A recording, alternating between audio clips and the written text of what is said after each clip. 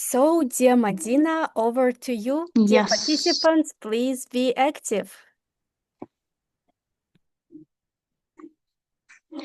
Thank you, Zuhro John. Thank you so much. Hello, everyone. Hope you are doing very well and welcome to our next session. Today, I want to present about the grouping strategies, pay work, group work, and flexible grouping. As Zuhro mentioned, our main topic is about classroom management. And this session, this online session is the focus in practical strategies that you can use in your classroom online or even offline. And please, after this session, I will ask questions. Get ready and be active, please. So, may I the second slide? I also have it here. So before we start our topic, thank you. Before we start our topic, I would like to ask the question that almost all teachers faced, I think. The question is like, what is your biggest challenge in the large mixed ability classes? It can be everything, like up to the teacher and up to their students, of course. So if someone wants to share their opinion or experience that they had before or now they have still, the biggest challenge in large mixed ability classes. We know that some schools, they have more than 30 students. They have more than 40 even. I saw 45 students in one classroom. So what kind of problems they can face during their classes?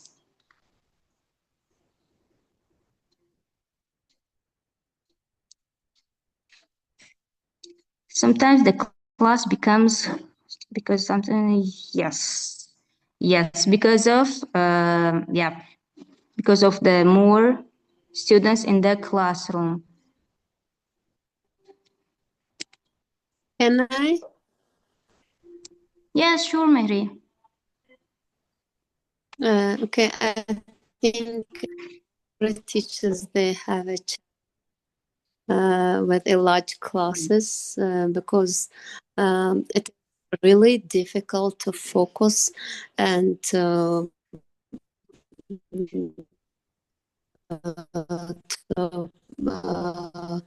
gain their attention.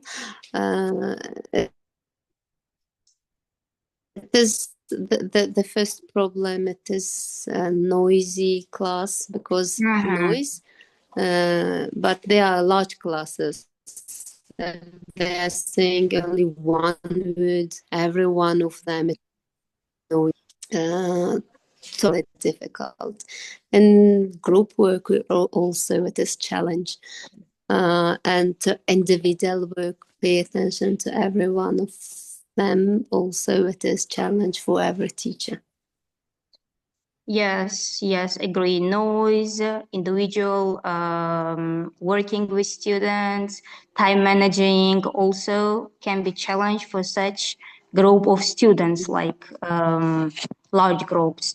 So, but it's not, I think that it's not because of the teachers, because of the school or something else, but because of the traditional control that doesn't work with a big number of the students.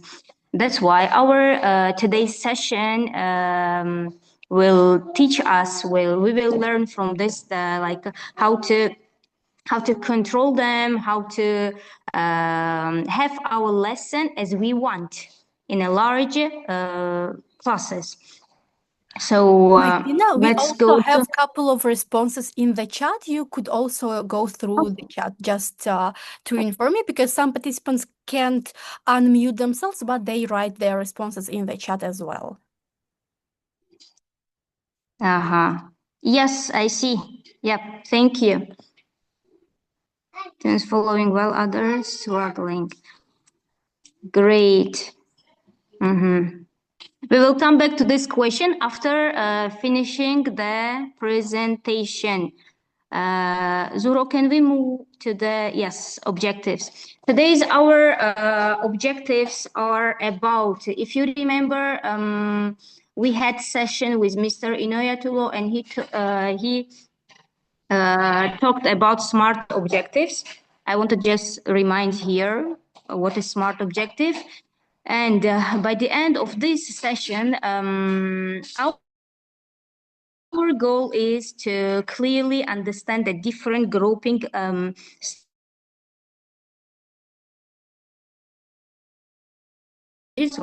how to use them effectively. So, actually, I made it somehow that we could use the strategies even online and offline, as we have some teachers that they teach online also, but I don't think that they can teach online in a large group students during coronavirus. Yes, we had the situation, but anyway, you can use the strategies everywhere and anytime you want.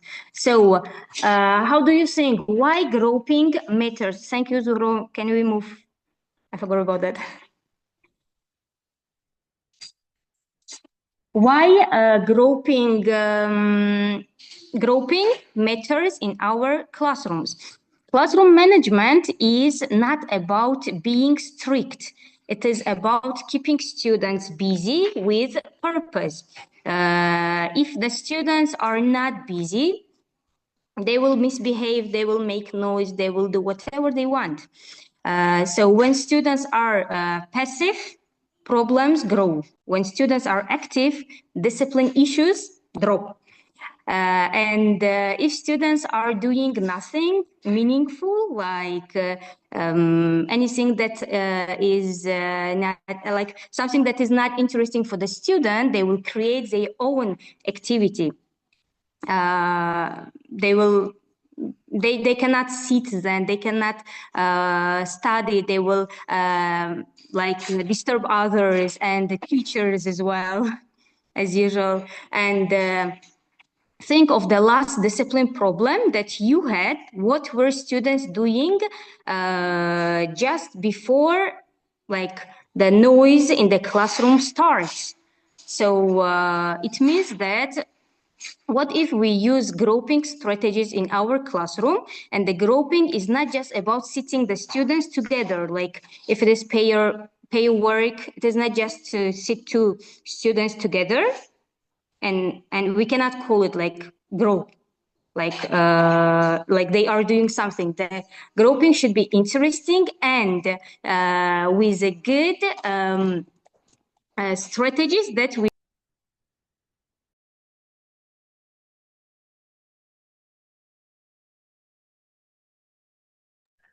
Martina, I think that you accidentally muted yourself.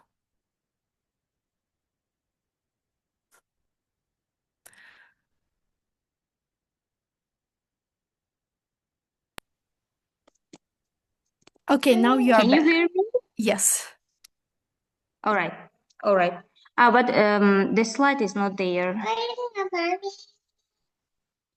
Okay, I will continue without. So, and when used correctly, grouping increases participation, support different learning levels, and helps move the classroom from teacher-centered to the student-centered learning. Like, for example, in the next slide.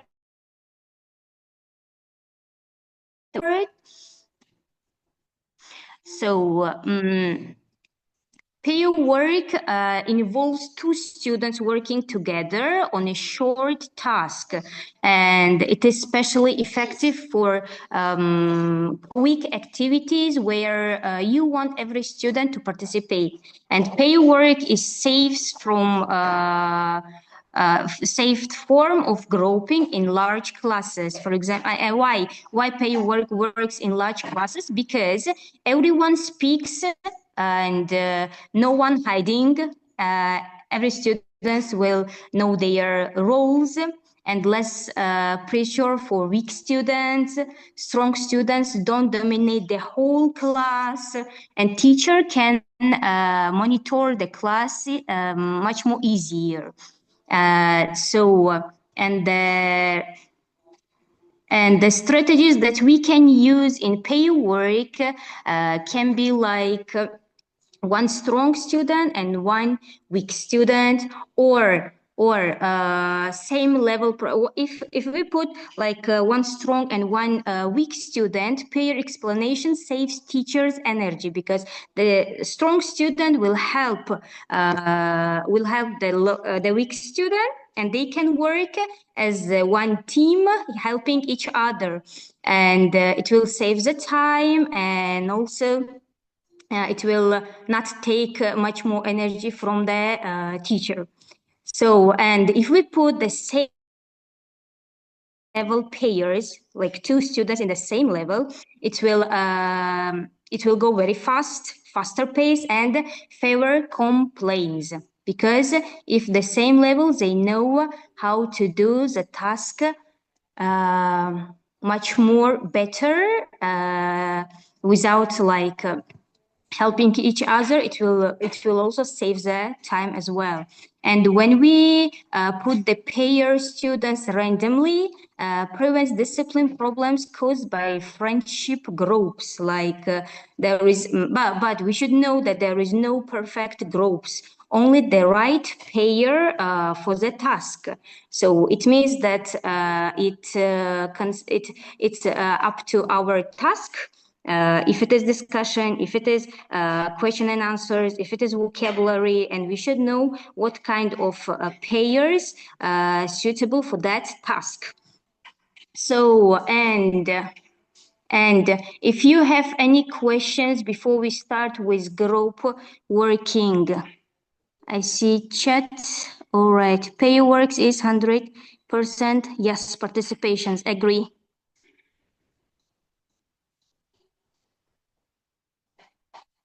And yes, I also agree that the weak student and strong student, very good pair to finish the task.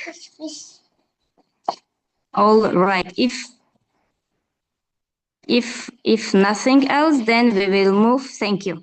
We will move to the next slide. There is about group working. Group work means students work in small groups toward a shared goal. So this strategy is best for deeper learning tasks such as projects or discussions.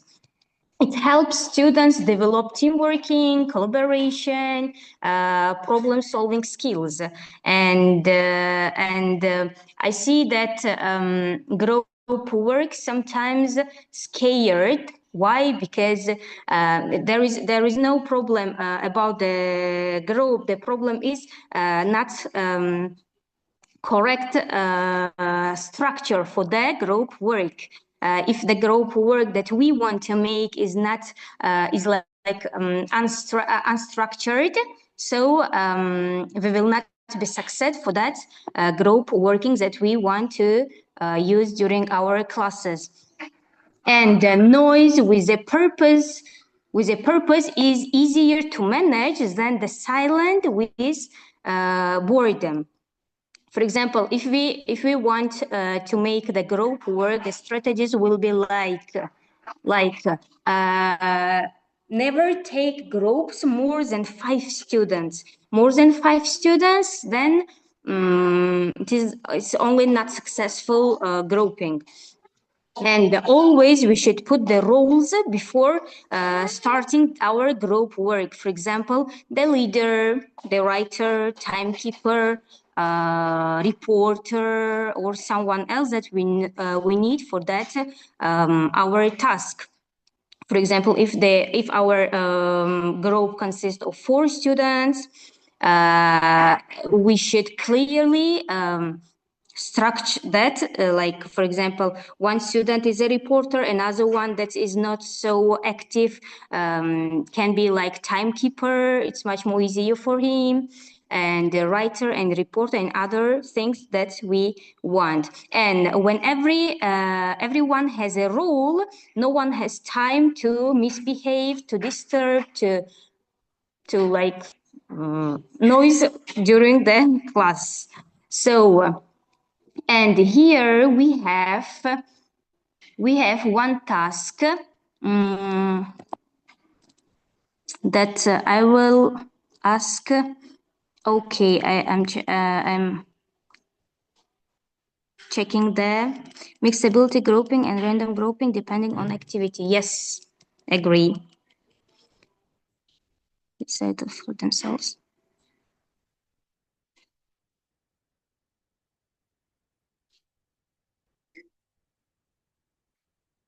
Yes, we will move to mixability grouping also.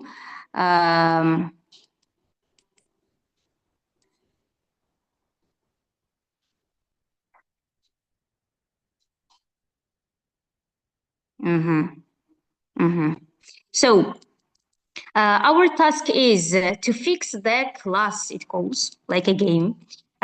Just imagine, dear participants, that you have a class with 45 students, and 10 of your students are strong, 20 of them are average, and 15 of them are very weak. So they always start talking when they feel bored, of course. So our task for now is how can we put them in the groups and to have our lesson with making the group between the 45 students. If someone wants to tell, please, you are welcome. If someone wants to write also.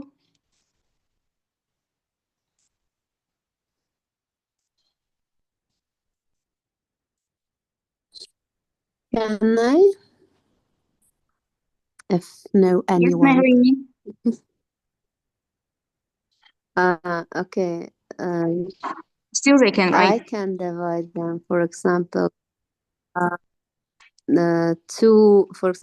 two very strong, 5 average, and also can, for example, 5 very weak, and one group.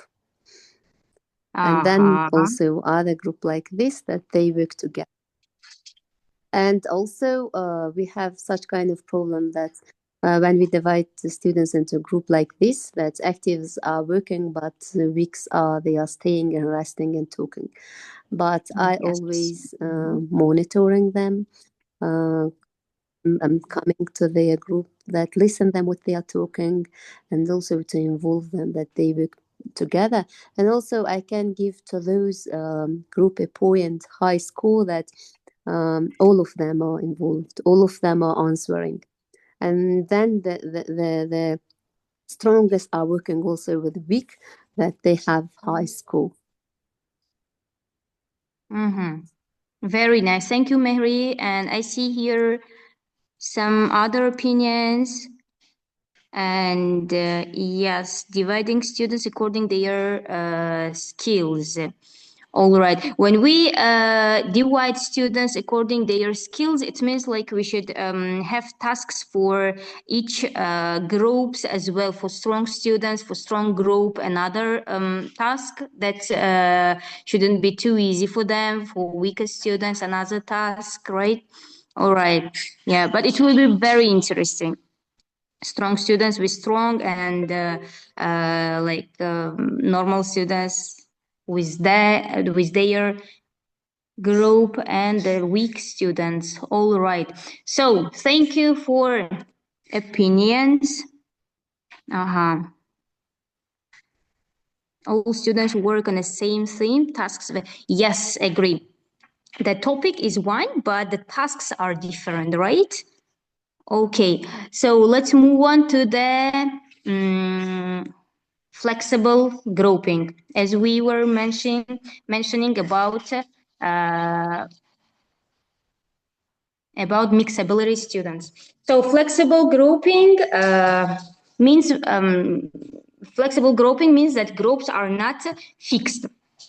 You can change groups based on the abilities, like interests and learning needs, whatever students need, whatever students want to learn, or whatever is our task, for example. This is very effective for differentiated instructions and for all students to support each other and for their challenge that they need. So the biggest mistake that can be made is using the same grouping. The same students in one group. The first group is the same students, the second group is the same students, and we use these students all the time during our lessons. So it also makes students boring. That's why it would be better if we change students according the topics and the lessons. And flexible grouping means changing groups based on the purpose, not keeping the same structure all the time. For example, for warm-up can be like random pairs, practice mixed ability students, groups. For assessment, we can have the same level groups. And for projects, according the students' interests. What kind of student wants what kind of interest they have. Maybe some of them has interest for with cars, with drawing, with colors, something else. So, and how can we? All right.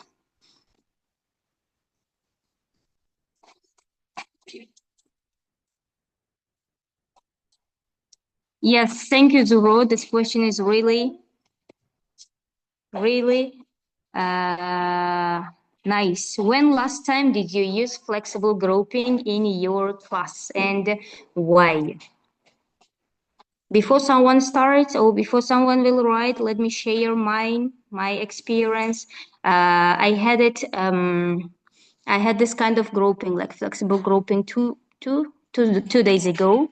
On Thursday, the kids were very tired, and I just we didn't have this in our plan.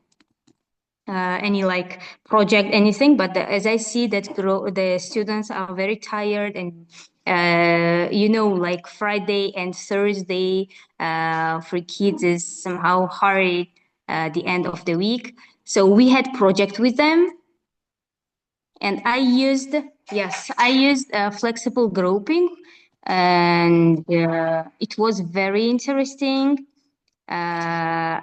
I choose the groups according the students' interests. We know our students better than anyone else. Teachers know their students better than like homeroom teachers, for example, better than others, or sometimes even the parents don't know their kids better than us. So debate adventure and advantage and disadvantage of TV. Yeah, that's great. That's great. So,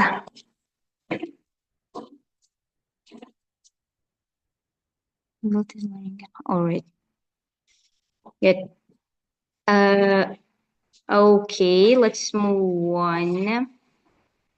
How can we choose the right strategy? Before choosing a grouping strategy, it's important to ask ourselves a few questions like, what is my learning object, and how complex is a task that we are going to give to the students. And the key idea here is that grouping should support learning goals, not just classroom management. Like I want to be my class quiet, and I will do grouping works with them, something like that. Or yeah. So the most important thing is it should. Thank you, Jaros. It should support the learning goals, topic, task, whatever we have. So,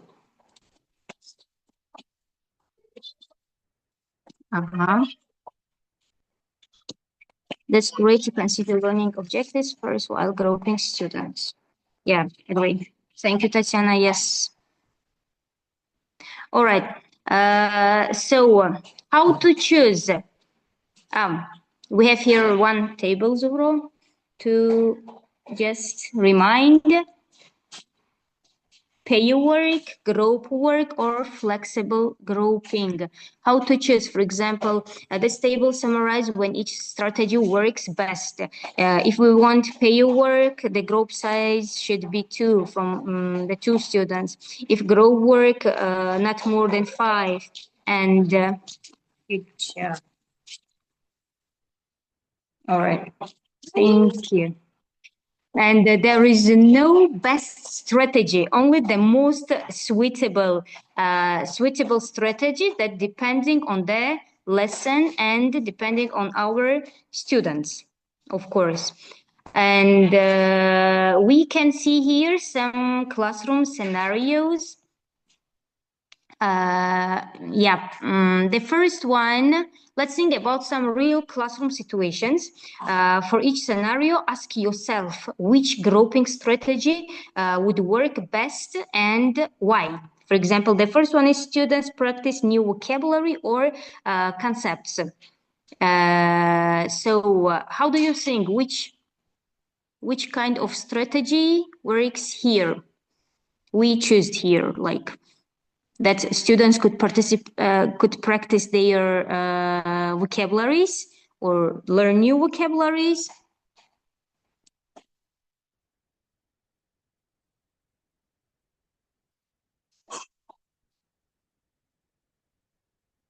If we want to teach our students new vocabularies, what kind of strategies or what kind of grouping we will use? Yes, thank you, Zuhro. Pair work is the best for the learning vocabularies. It's just example, so we can change the topics to have equal. Yeah. And for the second one, students work on a project or a complex task. What kind of grouping is suitable for that? In pairs first, so they can pair check if they got the right meaning too. Very nice. So the first scenario is pair work, agree. The second is working on one project or complex tasks, or can be like communication that could improve students' communication abilities. Can we use here? Thank you. Group work. Yeah. And the last one, we are short on time. Students have different ability levels.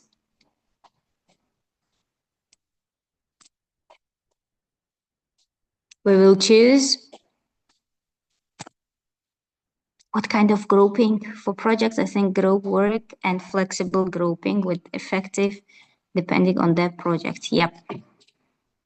Thank you. Flexible grouping for the last scenario. Okay. So let's move on. Managing groups effectively. Yes, we made our groups pair grouping, or flexible grouping. We did it. And how can we manage them? One common concern teachers have in classroom management clear instructions, assigned roles, and time limit makes group work more effective and reduce of task behavior. So as teachers, our role is to observe and support groups and students. For example, like the things that we should. So where is it? All right. That we should manage when we use grouping, and it will affect is time limit, roles, and clear instructions, as we said before. So for roles, as we know, it can be like leaders, reporters, timekeeper, and give clear instruction before grouping. If the students don't know what to do, if they don't know the instruction how to do, still our grouping will not be more interesting for the students. So and of course time limit. Students should know how much time do they have for the task. Okay, and benefits that teacher will notice during group work.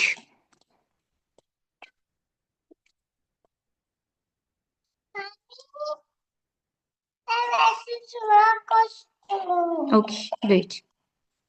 Yes, have you ever had a classroom situation when your grouping strategy kind of failed or was not success and didn't work well? Let's see this question, then we'll move to the next. Actually, yes, I had.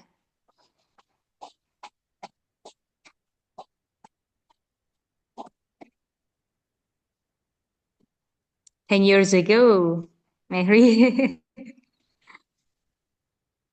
Yes, when the task is different. Yeah. Difficult, yes. When the task is difficult, of course.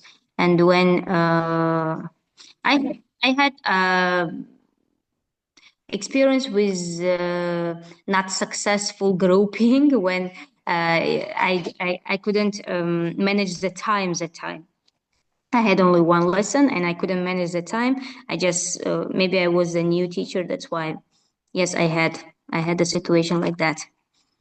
After that, I always check time whenever I want to do something. Yeah, clear instruction is very important. All right. So when grouping is done well, we will notice higher engagement, better peer learning, and improvement students' confidence. Students also take more responsibility for their own learning. And our classroom, our lesson will be more student-centered than teacher-centered. And we will see that students' communication skills improved. Their creativity also can improve with grouping the lesson, grouping the students.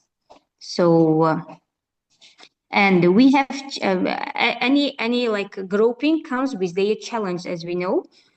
Can we move on to the next slide, please? So let's see the challenge and solution for the grouping our class. Some students may dominate while others stay quiet. However, with clear structure, rule, and expectations, this challenge can be managed effectively, but still. All right, so let's go first for challenge. Noise and classroom control, time management, as I had situation, unequal participation. Yes, for example, if you want to do the pay work and you cannot because there is not equal payers for each student. or other challenge? Can you also mention what kind of challenge you faced when you had like a grouping the students? When I used same level groups, yes. The good level students get tasks done quickly while the other groups lag behind. Yes, agree. Check the student understanding of the task instructions. Yes, when the students are tired, they don't want to do anything, and yeah. So about solutions, we already mentioned that clear roles and rules. By the way, rules should be in each game or in each grouping, in each task that you want to do with the students. If no rules, they will misbehave, or they will show that like there is no rule, so and structured task, teacher monitoring, and feedbacks. Feedbacks also should be in each lesson after each class. So, now I would like you to think about your own classroom.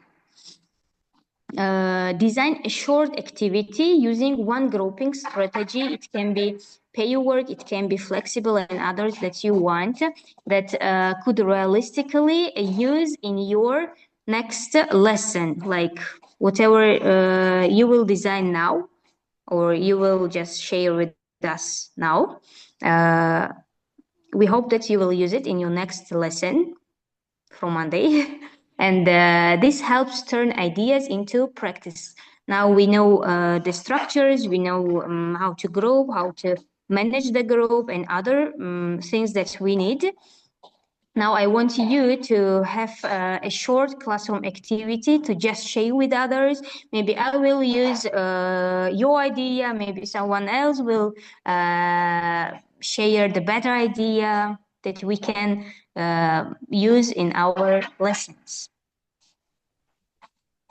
Yes, Madina, I think that as we are really short in time, instead of designing a new activity, participants could just share their best practices, let's say, something from their previous experience. So, dear participants, if someone can unmute themselves and share their best strategy, their best ever group work, pair work, or flexible grouping activity, that would be really nice.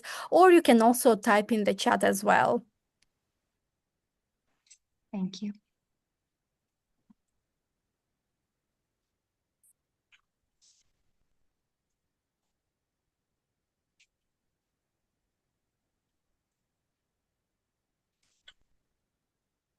And while our participants are thinking and typing, I can also share about something interesting I learned recently about pair work.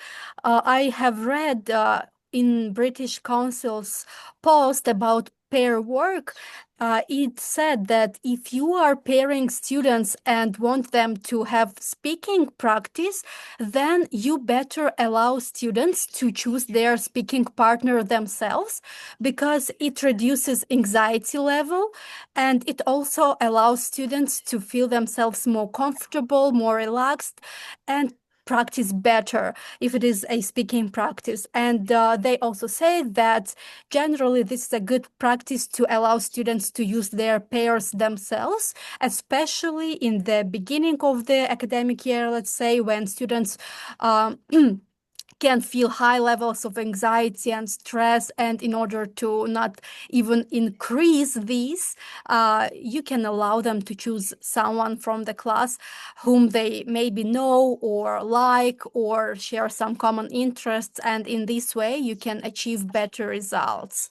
This is I think an interesting concept, because before I read this post, my experience was mostly when teacher decides how students are being grouped or paired, and it wasn't really common to students pair themselves. But I think that this is really nice and it makes complete sense. Yes, agree, Zuro. I also had the experience with this kind of problem. I wanted my students to choose themselves, but sometimes the student who wants to work with another student, he doesn't want to work. He doesn't work to work with that student, and it was really somehow. That's why I said, okay, let me choose myself what and who with whom will start working. We have such situations with actually smaller kids. Yeah. That's why sometimes my students said, Miss, can I work or can I be in one group with that student? I said, no, because you will talk there a lot.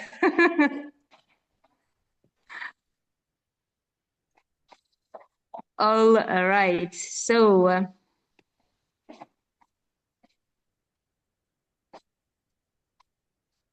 okay, let's move on to the next. Okay, thank you, Tatiana. I see. For engaging every student in successful group work is to establish the group rules of behavior in the classroom. Yes. First, listen first, respect each other, and it might help with group division in case if some students are keep working with their friends only. Miss Madina, can I add? Yes, please, Aziza. I think that the most effective and successful, I think so, it's my opinion, is the way grouping the class is when the teacher gives clear instructions and each student knows what to do.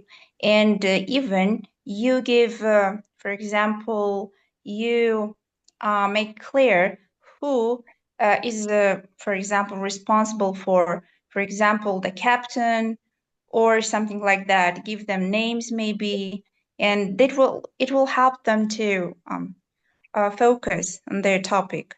And also, I support the idea that the grouping has to be chosen like based on their, for example, if whoever they want to choose.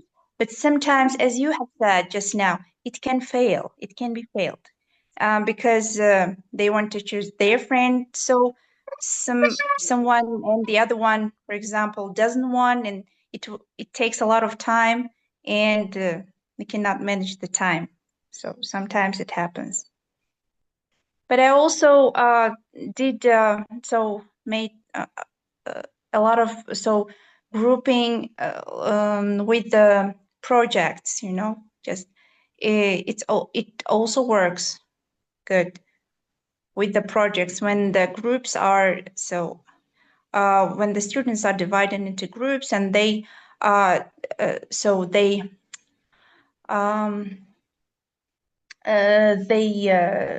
just explain, or they when it is about speaking something, so they do it with the way of drawing something and then explain this. Thank you.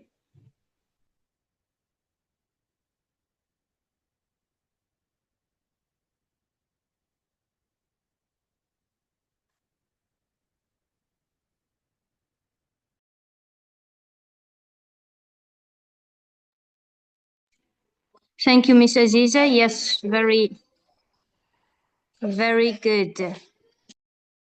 So I saw here one more comment that was very interesting from Ryan, right?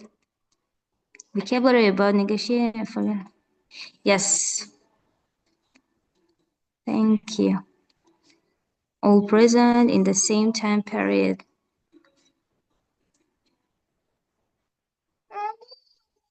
Great, thank you. And let's move on to the takeaways. Come here. So grouping strategies are not activities. They are classroom management tools. And we should know 3 golden, you can call golden rules using grouping strategies. That's always matching grouping to the task, the first one. And change groups often if you want your students to be more collaborative and work with all the students. So changing groups is the best way. So, and of course, clear instructions. If the instruction is clear, so classroom is calm. And if students are busy, they are manageable. We can call that we can manage the students. So, and the one strategy does not fit every lesson. We should change the strategies, or like we said, according based to our topic. And our strategies can work online and offline. As we said, effective grouping improves learning outcomes, and grouping strategies are flexible and adaptable. Nice. Let's move on to the reflections. First of all, thank you for participation.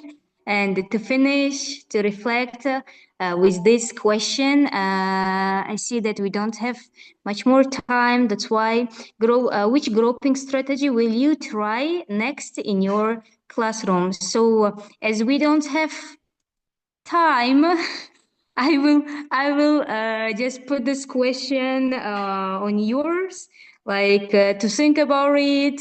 As now it is weekend, you have 2 days to think about what kind of group strategy will you try next in your classroom. And I hope that these strategies support your teaching, and I hope that you will use them very often. Thank you for Can I? participation. Thank you very much. Thank you very much. Yes, I think this is a really nice question to consider before our next class, actually. Yes.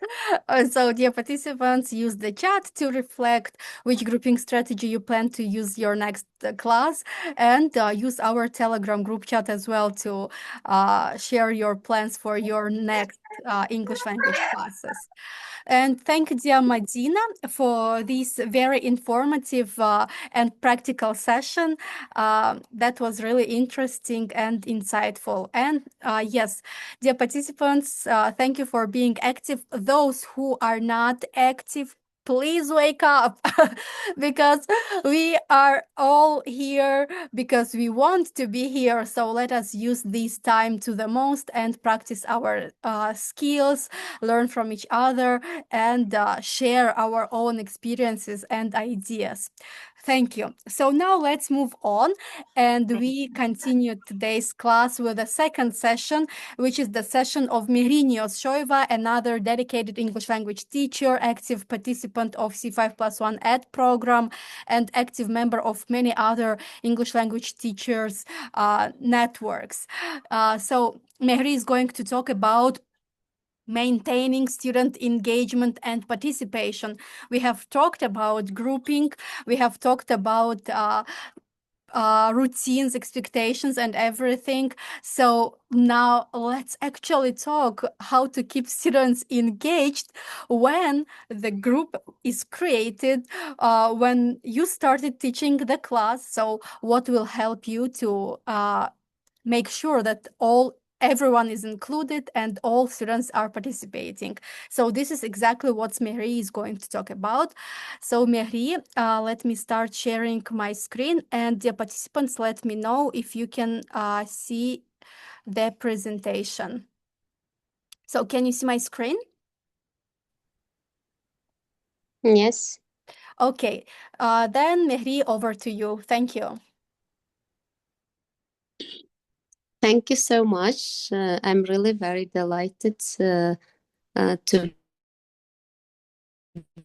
be as the presenter today. And I hope that you will get something interesting and useful and use it in participant.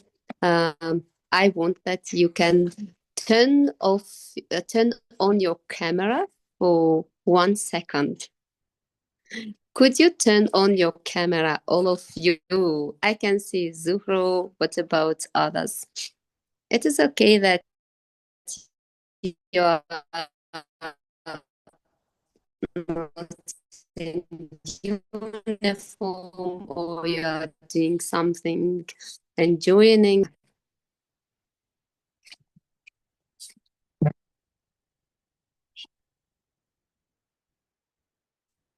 Hello, dear Tatiana. Okay. Inuyatullah, Aziza, Farzona, Jumagol, please. Could you turn on your camera? If you have any problem with your camera, you can say.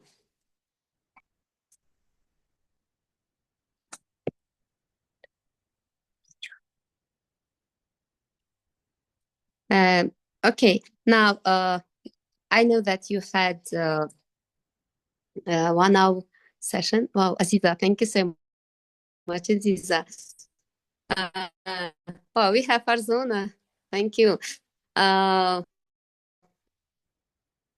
Okay, now I want to do one short activity with you because you know that you joined 1 hour and it is I think you became a little tired and I can do only short activity. Now, can you breathe 2, 3, 2, 3, 4? First breathe 2, 3, 4, then hold 2, 3, 4 your breath, and then slowly out 2, 3, 2, 3, 4 your breath. Let's start. Breathe in 2, 3, 4. Breathe, hold your breath 2, 3, 4, and then slowly out it 2, 3, 4. 1, 2, 3. Let's start.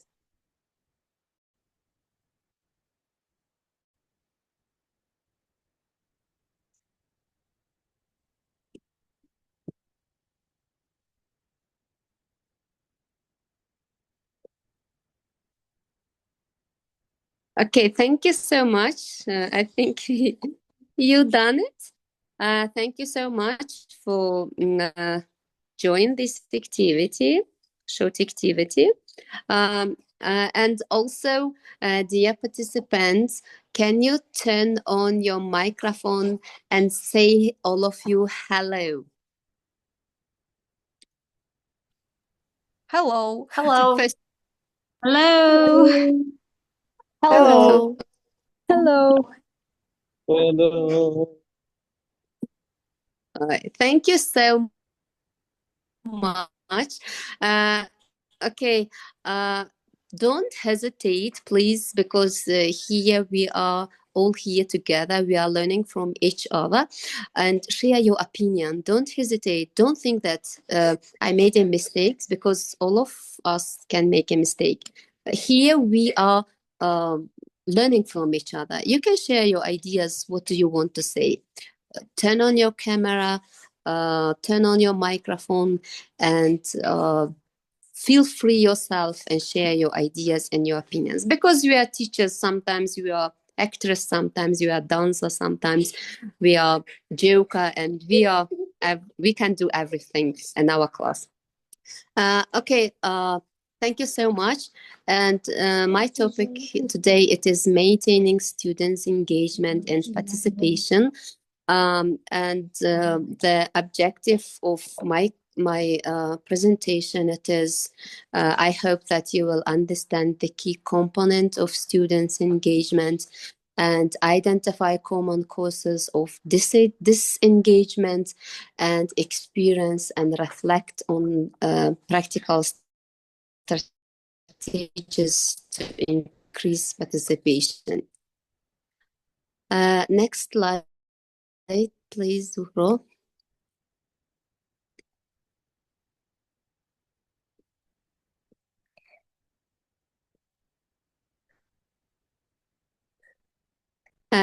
Okay, now you are going to think about the lesson where students were highly engaged and what made it work. You have 1 minute silence only to write about this question. Maybe you can find from somewhere, maybe you can remember about your class that you have time that your students were highly engaged, and you can share with your ideas. You can share your idea with your partner, or maybe for 2 minutes you can divide them into two groups that they can only for 2 minutes that they will share their ideas about this question.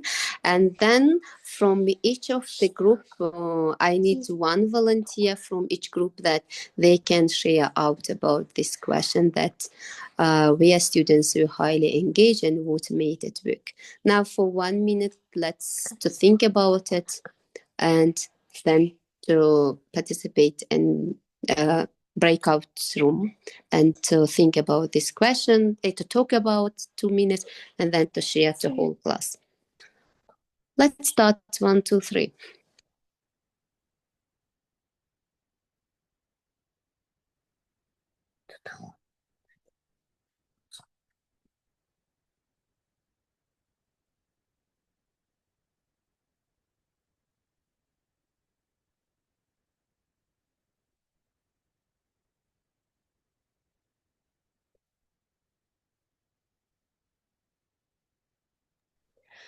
So Mehri, should I put the participants into breakout rooms so that they talk a little bit? Yes. First, they had 1 minute only silent, right, individually. I think they already think about this question. Yeah. And now it is time to divide them into breakout room and two group, and then they will choose one volunteer to share about this question.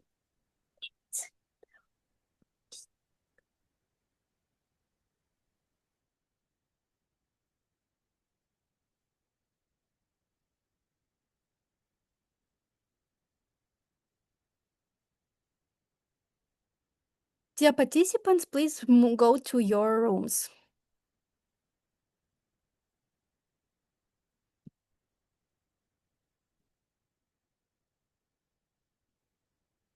Jumagul, Madina, Girim, Farzona, Mehri, you can also join one of the rooms.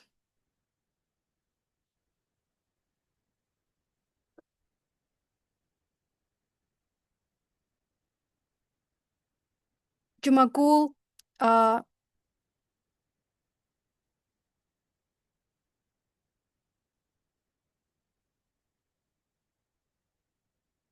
Mehri, can you please go to the breakout room as well?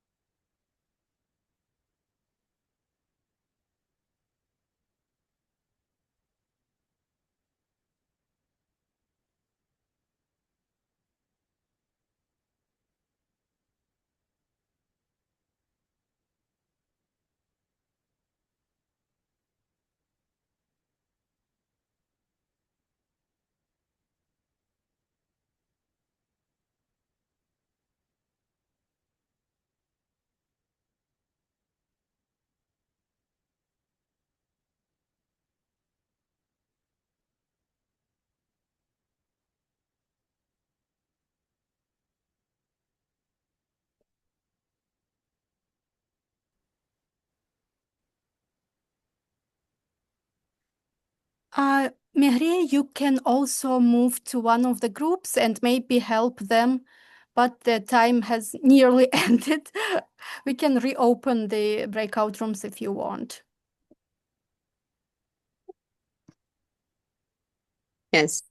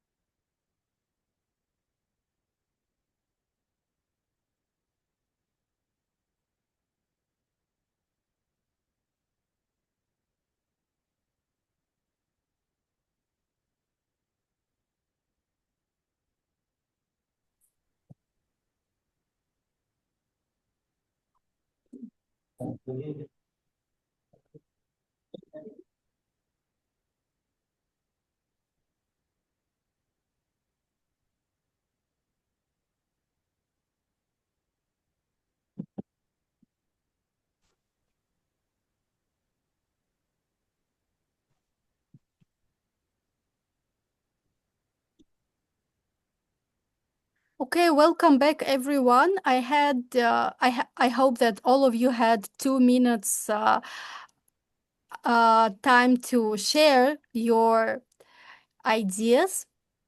Now we need volunteers who will share with the whole group.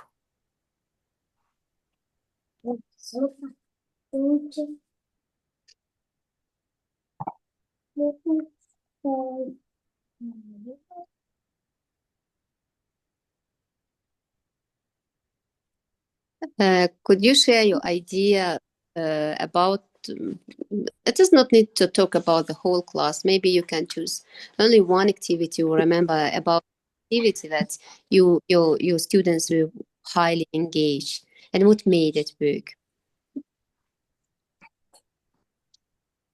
May I say some words? Yeah. To be honest, Mehri, to be honest, I was with my neighborhood was Ryan. We couldn't even to speak about what happened because we were short in time, but only I could I could say her that it was some days ago that I had lesson with my third course, and it was group work, and during this group work they were so engaging that they couldn't even understand the time when they break.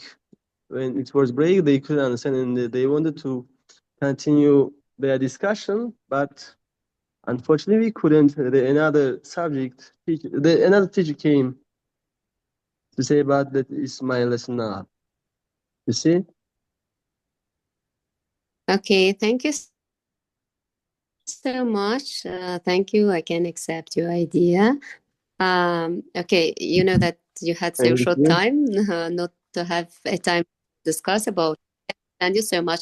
But Yeah. you know that we are teachers. If we are running so much, our students will be very active also. Okay, I can. Can I try? Okay. Yes, of course. Yeah. Okay, Adna, can you please?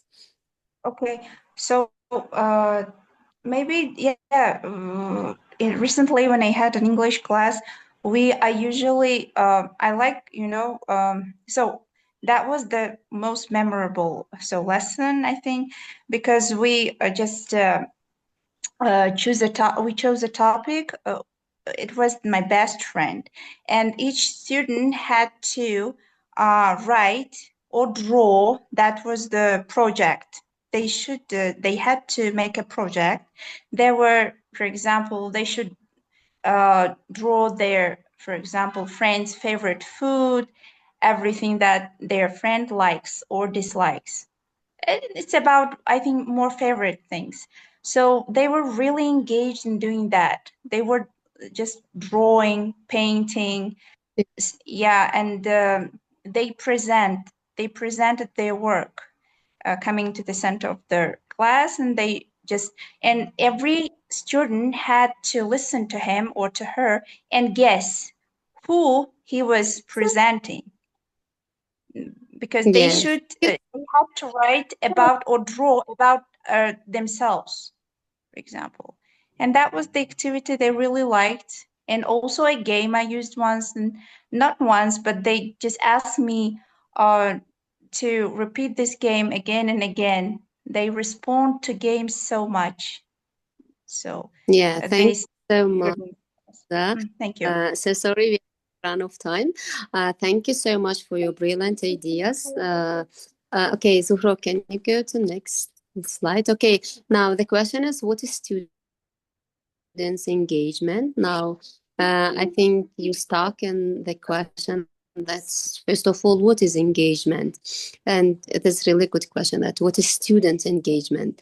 Maybe some of you share your ideas. What is students' engagement?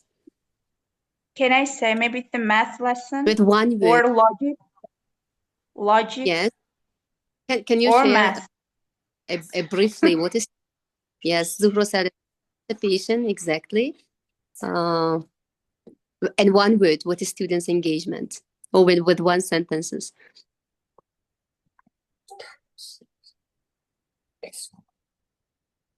Yeah, inclusion. Yes, exactly. Okay, Zuhra, can you share next slide? What is engagement? Okay, now students' engagement refer to the degree to which students are actively involved in learning. Now, there are three types of, I can share you three types of engagement. They are emotionally, behaviorally, and cognitively. Now, we think about engagement students that we are thinking that we can only to make a cards, to divide them in groups, or to be active. We only think about this, that emotionally, behavioral, and cognitively. And today you are learning about three types of only and behaviorally, or maybe only emotionally, or it is pay attention and plans and feel safe, share ideas, and see value in what they are learning. I can explain them that in the classroom, reading and discussion lesson, students were highly engaged because the content was related and thought-provoking.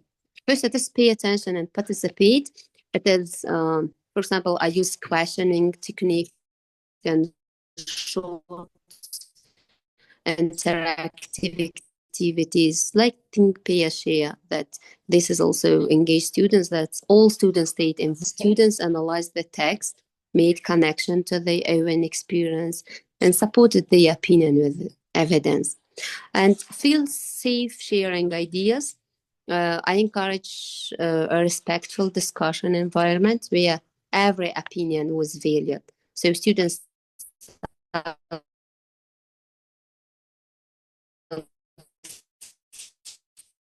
comfortable speaking up.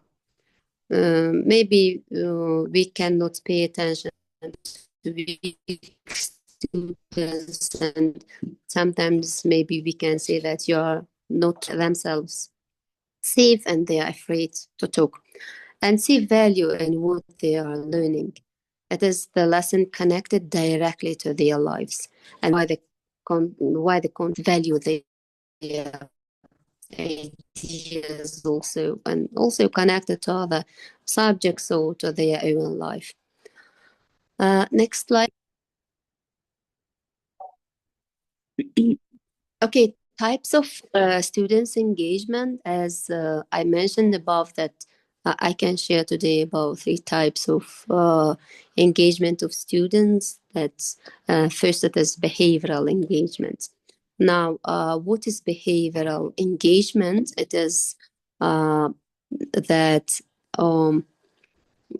in a classroom reading and discussion, for example, we have reading or discussion class, and that students were highly engaged because what students do.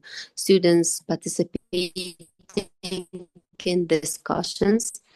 They shared ideas, answering questions and activities, and also completing reading activities, worksheets, or reflection prompts on time with the effort. And following routines that they smoothly followed lesson structures, transitioned in classroom, which kept the class focused. And then at last, it is collaborating with peers. Students work in pairs or small groups to analyze text or compare the text with the exercises or to their own life, and solve small challenge to what challenge they have. They must work together and to solve this challenge. This is the behavioral engagement. Next slide, please, Ugo. And second, first was about behavioral engagement. Second, it is emotional engagement. As I mentioned before, that sometimes we are not paying attention to emotion of the students, that we don't know their interest. We don't know how to motivate them. And we also don't know that they are also, we can use them in reading and discussions, that it is really highly emotional engaged students. For example, the topic or the text were related, and we can make them interesting. And we know about their interest about this topic or about this text. Motivation, it is students want to share their ideas and complete task because they see meaning in the activity. Sense of belonging, it is working in pairs or small groups and hearing that all opinions were valid, made students feel included. Now, confidence, encouragement, and positive feedback help students feel comfortable contributing to discussion and also their thoughts. If students feel themselves comfortable and free, they can share their ideas, and it means that you involve them. Okay, now the third, it is cognitive engagement. What is cognitive engagement? It is cognitive engagement. It means that it is analyzing text, how deeply students think. It is, for example, critical thinking, or they are creating something, or they are going or getting interview, or something that it is deeply that students thinking. For example, analyzing text, we can give analyzing text that first students read the text carefully, and then making connections. Students related the text to their own experience or other lessons or current events. Asking questions, that we can clarify questions to understand it deeply. And it is students justify their opinions, and then we can support them with evidence from the text. These were three types of engagement that we can use them in our lesson. Now, I have a question that what is students disengaged? What we are doing that students are disengaged in the classroom, or we can involve students in the classroom. Can you share your ideas? Or maybe you can write on chat, or you can unmute yourself and share your idea. Okay, if we don't pay attention to them, yes, Farzona. Exactly, if we are not paying attention to them, this is disengaged student. Yeah, can I say?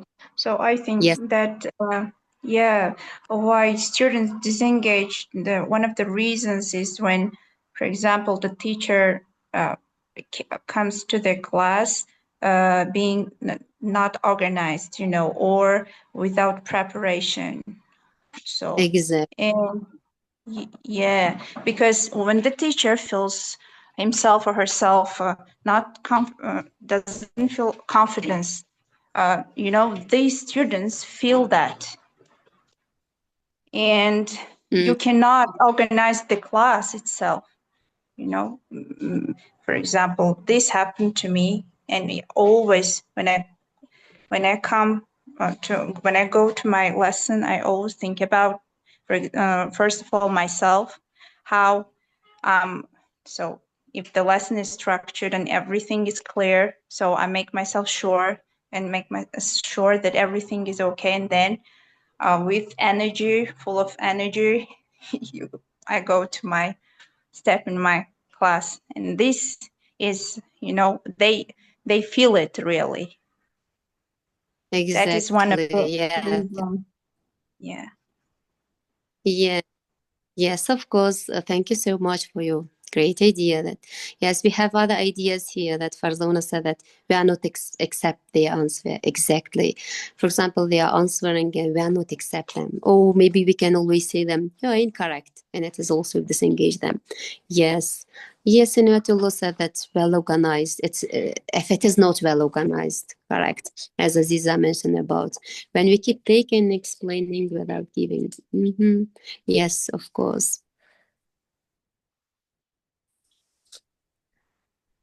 Maybe they are disengaged because they feel exactly, yes. Exactly, yes, yes. Who said it now? Rayana, yes. Rayana said that, yes, if the task is too big, exactly, it's too complicated with mixed level classes. Yes, of course. Okay, Zuhro, that's like exactly, yes, Zuru mentioned that if there is no equal participation, uh,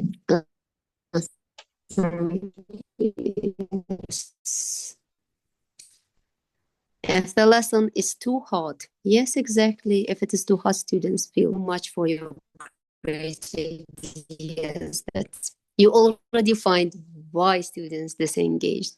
Okay, so why students disengaged? Okay, now common reasons students stop participating and why they are disengaged. First, it is fear of being wrong or judged. If we always say that you are not correct, you are wrong, and we judge them, they are stopped to saying and stop to participate in our group or something. Lessons are too teacher-centered. If the teachers, it's also disengaged students. And then content dominated discussion, lack of choice of voice. Yes, of course. Now this is that we cannot give students a choice that they want to speak or they want to talk. And cognitive overload, it is too much or at once. Now, these types, these common reasons that we are disengaging our students. Please, next slide, Zuhro.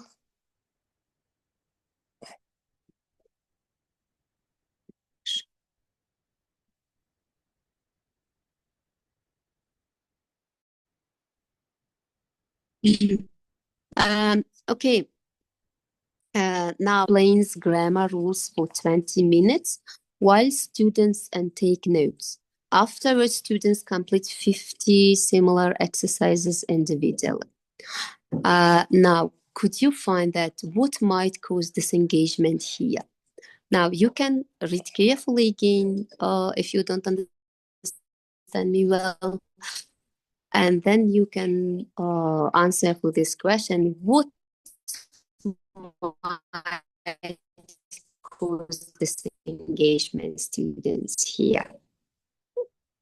Please, you can unmute yourself or you can engagement here.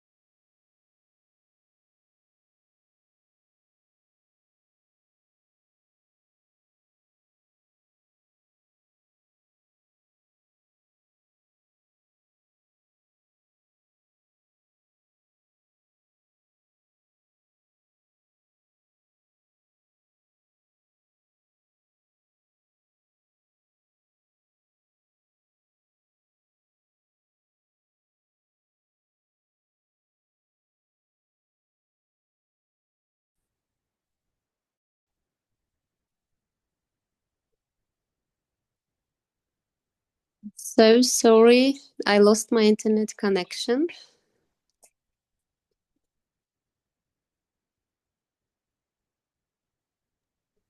Hello, can you hear me? Yes, Mehri, we can hear you. Maybe you could turn off your camera for now to make sure that we can hear you well without these distractions and you being freezed.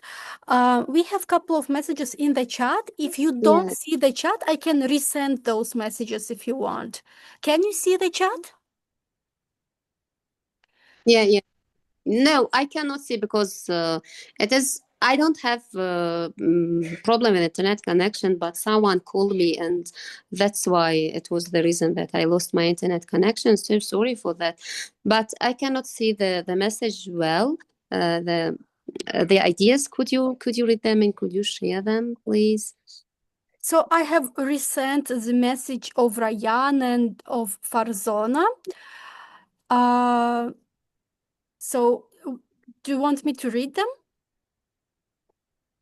Yeah, I already got them. Yeah, yes, I already have them. Thank you so much.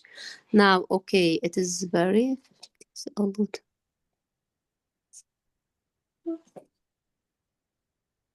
It should be done in pairs to have enough support while the teacher monitoring to check understanding.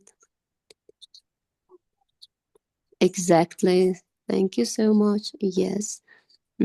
Okay, Farzona said, don't like the grammar rules. Yes.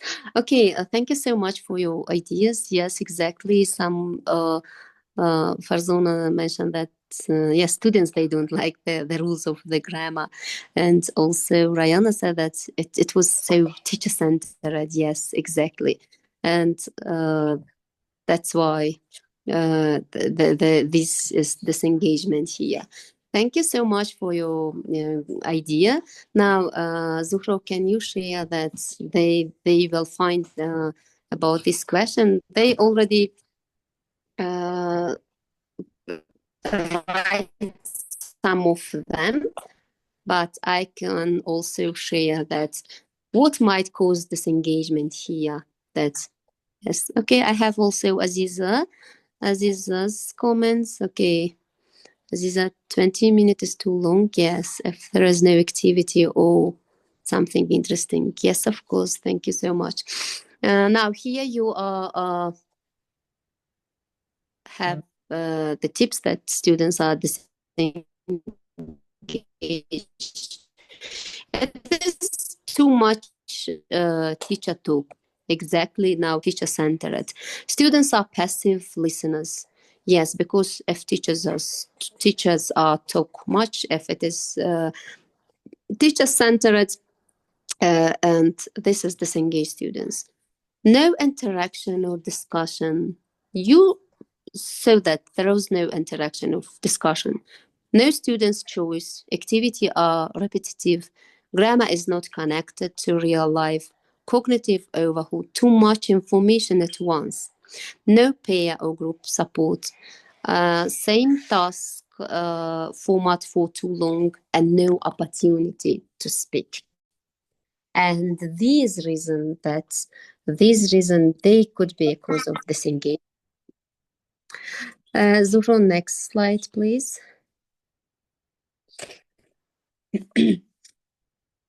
Okay, here you are learning about key principle of maintaining engagement. There are some keys that you can use them on your class, that how you can engage your students.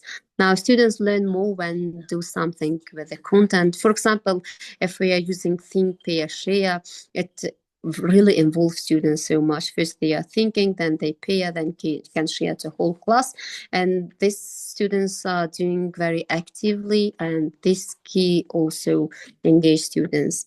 Now, quick writers. Sometimes we are giving students that I can give students quick writes because for example, when they are writing vocabulary, if we are giving them time, they are still writing till the ring is bell. But sometimes I can give them that if you finish, stand up, and then they are trying to finish it quickly and stand up, and then I can give them a warm-up activity, very short warm-up activity, and then for this reason they are writing quickly. Okay, annotation task or small group discussions, that these are the keys that we can engage students. Okay, next slide, please. Okay, students' voice and choice. Now, I already get your message on chat that some of you said that we are not, Farzona said that we are not accept our students' answer. Here is students' voice and choice, that choice increases motivation and ownership. For example, multiply ways to respond, write, speak, draw. We can give students that they can themselves free, and they can write, they can speak, they can draw. We can choice of discussion question, choice of text or topics when possible. Give them choice, they can choose, or as Zuru mentioned, that's when they are, and the last previous session, that you can choose the partner that you like. And then this is the choice that we can give them, choice that they can choose who they like, and they can themselves free and to discuss their opinion with their partner. Okay, next slide. Now, it is the third safe participation structure. Students are more willing to participate when risk is low. It is strategy, sentence stem, turn and talk before whole class discussion, and anonymous responses, chat, sticky notes, forms. You know that I think every teachers can also do it if we are using more chat, more sticky, more cards. We can use notes, and also these structures can involve our student too. Next, please. Okay, here's chunking and packing. Now, what is chunking and packing? Then attention drop when lesson are too long or dense. Someone already mentioned about that. If it is teacher-centered, when the text is very long, it is also boring for them. And best practice, short mini lessons, 15 or 10 minutes. And frequent check for understanding and clear transition. Okay, here, if the text is very long, if we are speaking a lot, and it is also disengaged students, and we can use CCQ question to check their understanding. If you are not using CCQ question, students quickly sitting silently and not pay more attention to the topic. If we are using more CCQ question to check their understanding, it has also involved them students. They knew that teacher is asking me, and for this reason they pay attention to the topic. And clear transition, when we are moving to next activity, we are using, for example, clear transition. It is not good that we are jumping one, so then jumping to the list, that it is also disengaged student. Okay, next slide, please. Now, the next, it is movement and interaction. Movement increases focus even for all the students. Now, sometimes we think that we can use this only for kids or till fourth classes, that only engage the kids that or only playing games or do more activities for primary, I think, primary classes, but it is also good for all the students. Even all students like to be active and to be involved. For all the students also, we can use, for example, gallery walk. Students stand up and they can, for example, in group, they can draw pictures, and then we can do it as a gallery walk. All students stand up and discuss each other's work. Stand up and peer work. It is very good that students stand up to work with other groups and to listen other ideas. Also, digital movement. If we have, for example, online classes, I shared all about offline classes, but for online classes, we can also digital movements, for example, breakout rooms or share documents, docs. It is also engage students. Next slide. Okay, now here you will have also an activity that you can answer for this question. Now listen that participation, pie chat, pair work 3 minutes. Now here is 0 teacher talk, 0 confident students, 0 quiet students. For example, teacher have 60%. Here the role of the teachers, 60%. 3 strong students, they have 25%, and the rest of the class, they have 50%. And what do you think? Is this balanced? Why or why not? You can unmute yourself or you can share your ideas.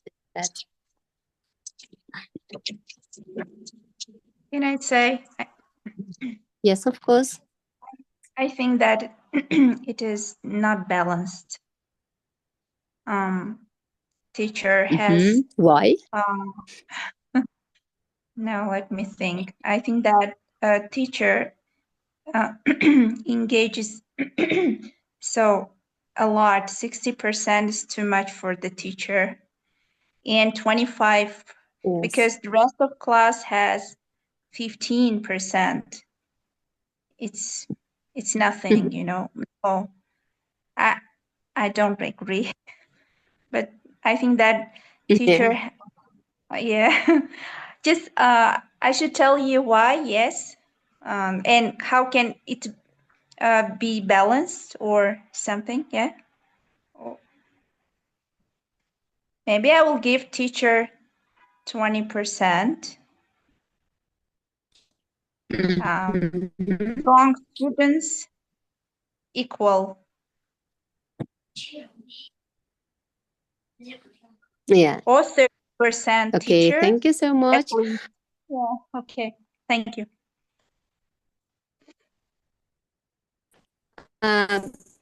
Yes, of course. Thank you so much. That I know that you mentioned that you are not agree and you think that this is not a balance. Okay, maybe others can share on chat or you can share.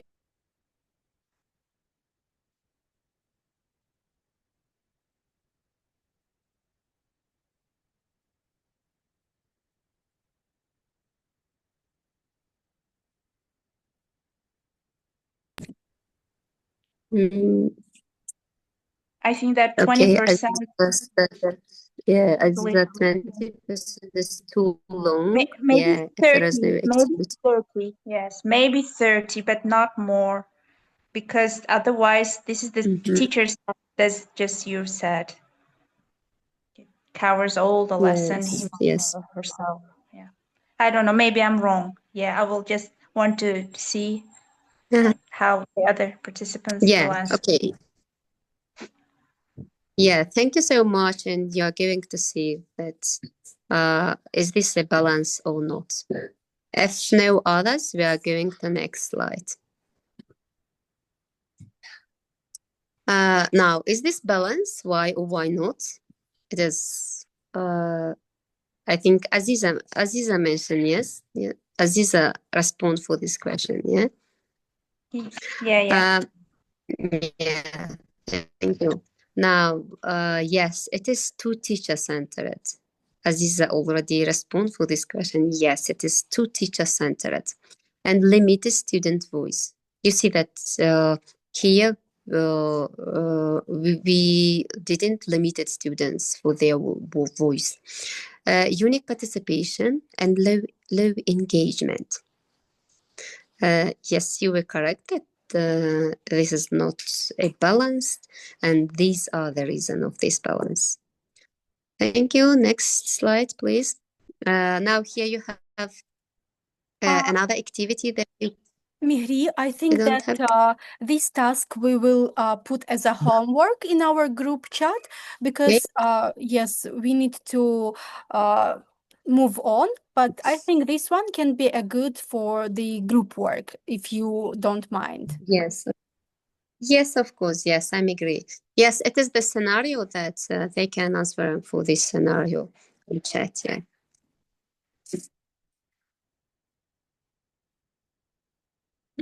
This is also the questions for scenario. Now here we have reflection and negative tickets. Okay, now this is one strategy I will try in my classroom is, and the class or lesson I will apply it to is. Okay, what you have learned from today's session. What is the, okay, one thing or two things or three things that you take away from today's session?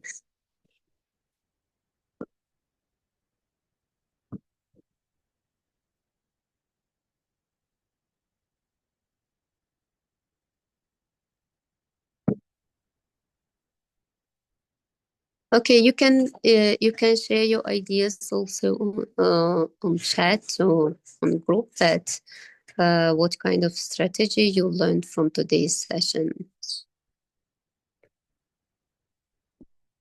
The last slide, Zuhro.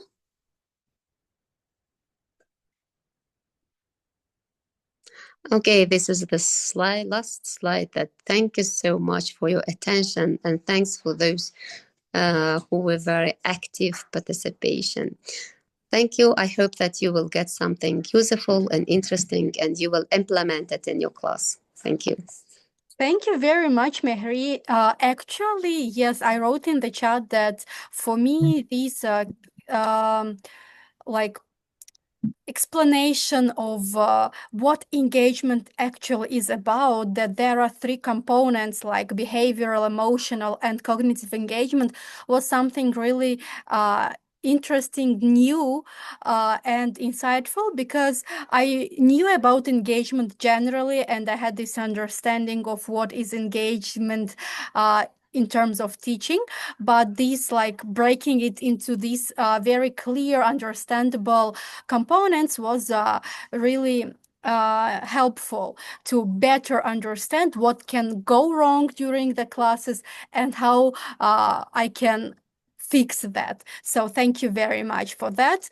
I hope that for others that was interesting and useful as well.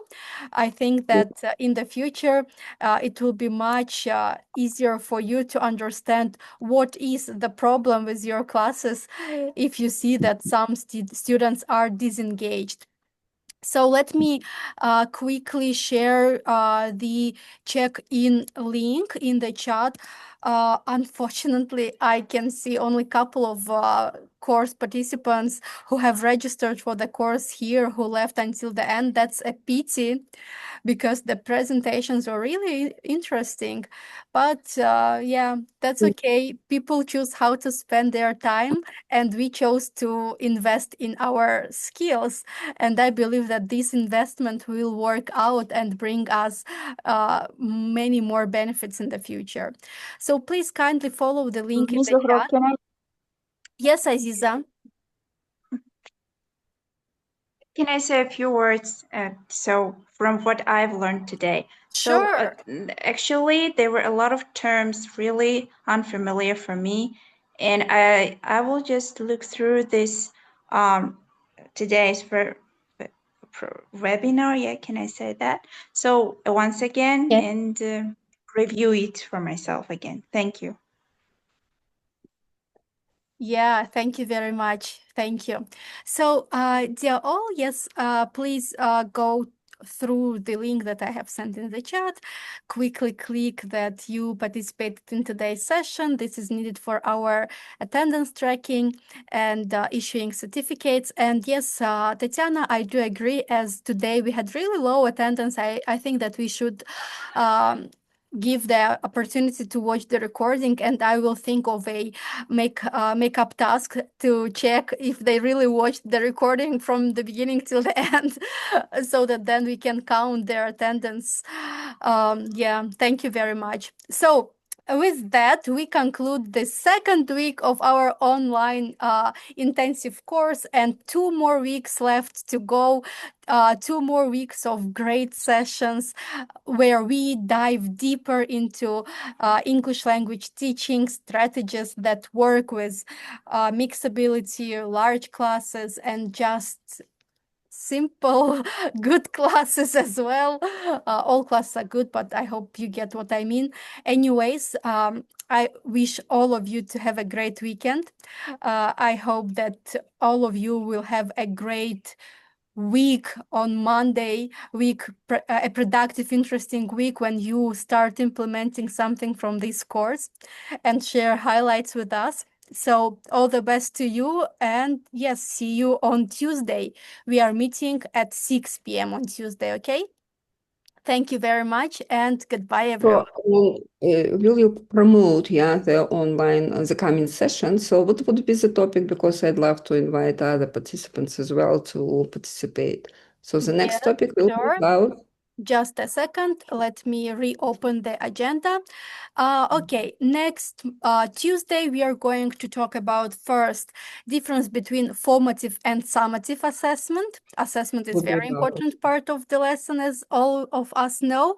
And the second will be about aligning assessment with lesson objectives and simple tools for everyday teaching.